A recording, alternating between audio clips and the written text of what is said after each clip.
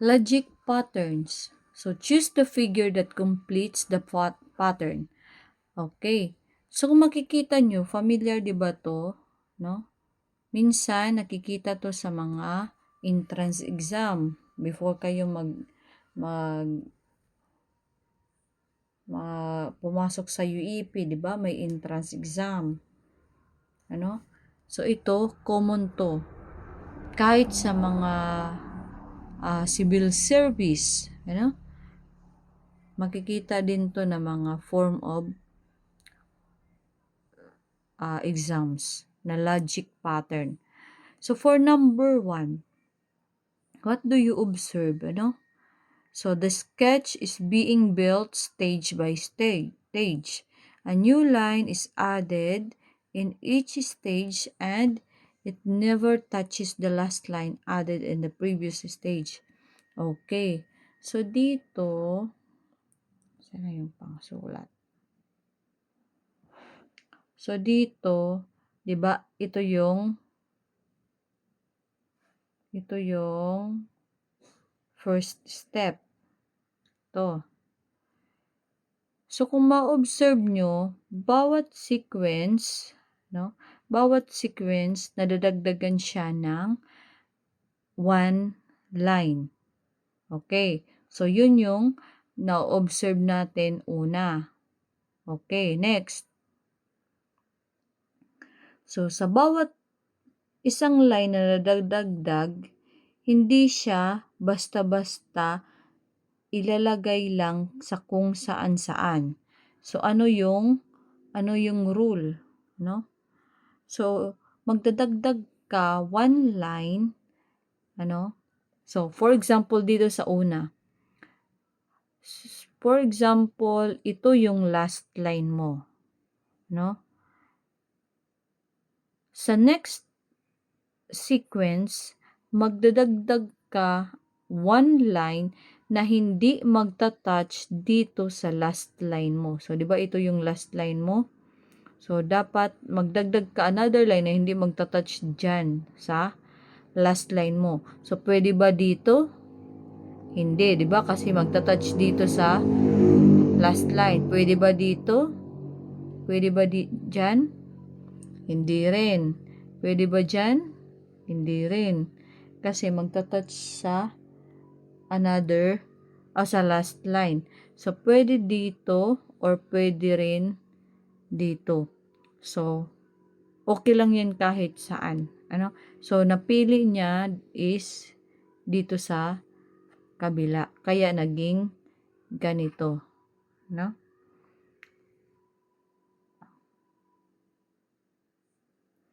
Okay. Ay. So, since ito yung last line mo, ano?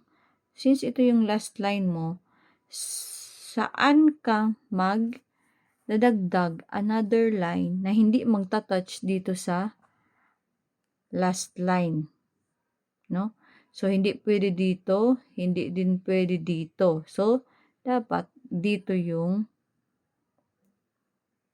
last line mo.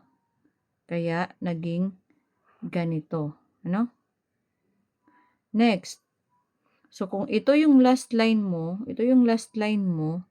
saan ka magdadagdag ng another line, no? So, pwede ba dito? Hindi. Pwede ba dito? Hindi, di ba?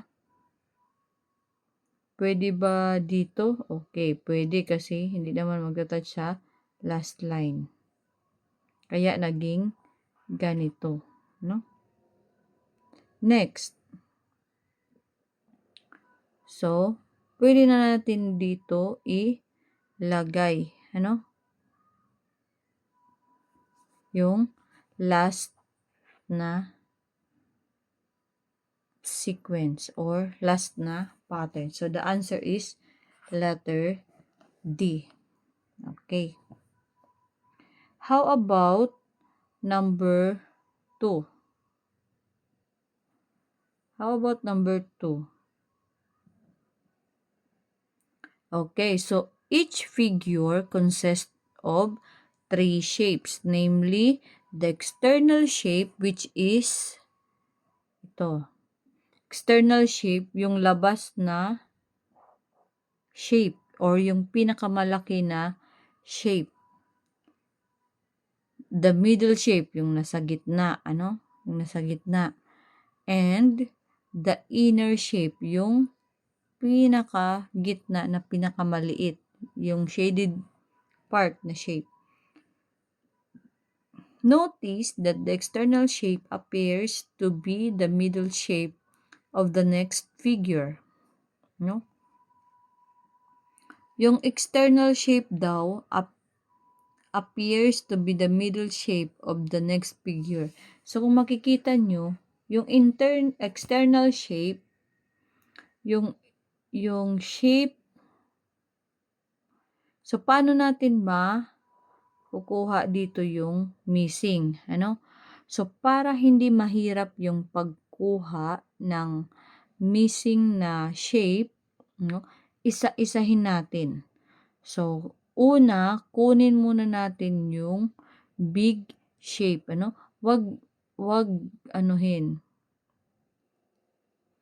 Wag lahatin agad, para hindi mahirap.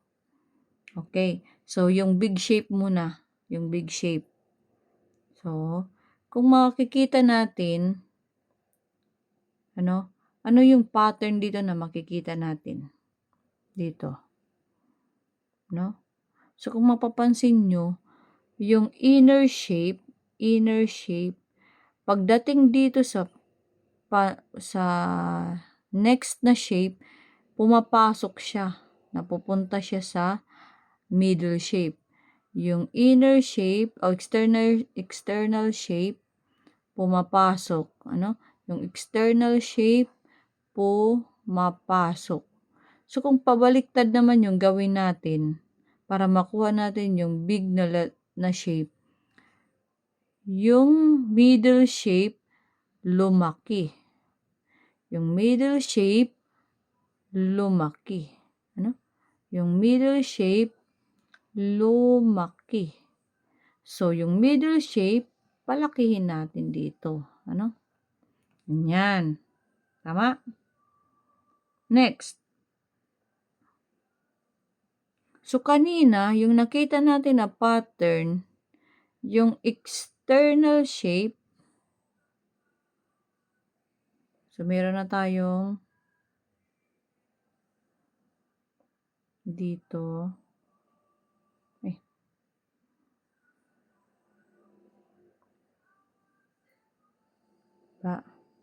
Meron na tayong triangle. So, kanina, napansin natin yung pattern na yung malaking shape, pumapasok, tama? Pumupunta dito sa middle shape. Yung malaking shape, pumapasok. Yung malaking shape, pumapasok. So, dito, yung malaking shape, di ipasok natin sa triangle. Okay? How about, so dalawa na yung shape na nakuha natin dito, di ba? So, how about the middle shape? Yung may dark shade, So, kung mapapansin natin dito, mag-start tayo dito sa last.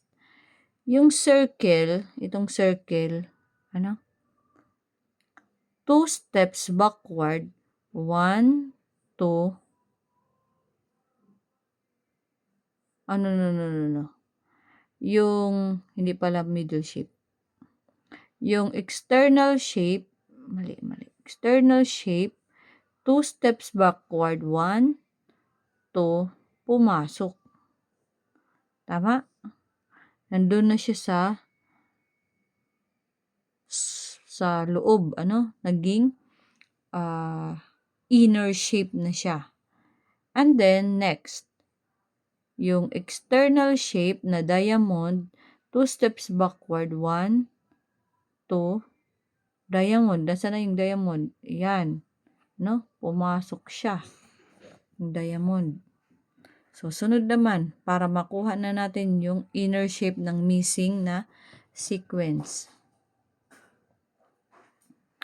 So, Yung circle dito, 2 steps backward, magiging inner shape siya. Magiging inner shape. Okay? So, the result or the answer is letter B. Ano? Yung may triangle sa external shape.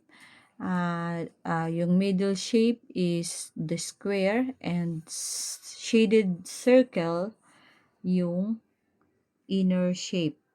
Okay? Did you understand? Okay.